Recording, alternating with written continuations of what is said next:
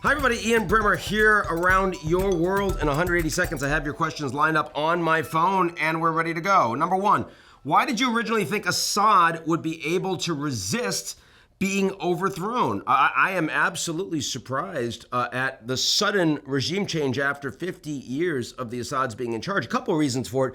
First is because despite HTS wanting to engage in strikes, the Turkish government, which has been supporting them militarily, had been saying no, no, no. And even when they supported them, it was a flashing yellow light. It was take local territory, let the Syrians have more control over their border region. It was not going after Assad. Also because the Russians and the Iranians, though they were significantly stretched, were providing military support in the early days. So that's the reason I thought that they were likely to be able to resist. But the fact is that they imploded very, very quickly. Number two, what led you to believe Yoon's martial law declaration would fail in South Korea?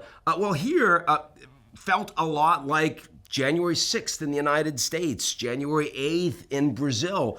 You had a besieged individual leader, in this case, not about an election, but facing 20% approval rates and massive corruption scandals and all sorts of impeachments against members of his cabinet, just getting desperate and deciding to pull the trigger on emergency martial law illegally and without talking even to leadership of his own party. So it seemed pretty clear that there wasn't going to be support. The South Korean people, the judiciary, the parliament, and rank and file and the military were clearly not going to be supportive. So, I expected that to last very, very briefly, and it fell apart very quickly indeed. He should be out of power in short order. And finally, and I expect he's going to resign, by the way, as opposed to being impeached, but it could go either way. What's another major geopolitical assessment you've made that played out differently than expected? And what does it reveal about the complexities of global politics?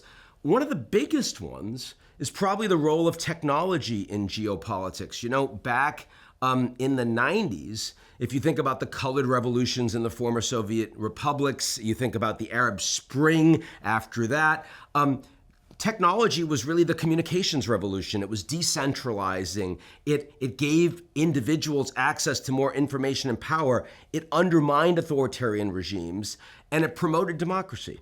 And today, just 20 years, 25 years later, technology has completely changed geopolitically. It's much more top-down. It's much more centralizing. It's about the data revolution, the surveillance revolution.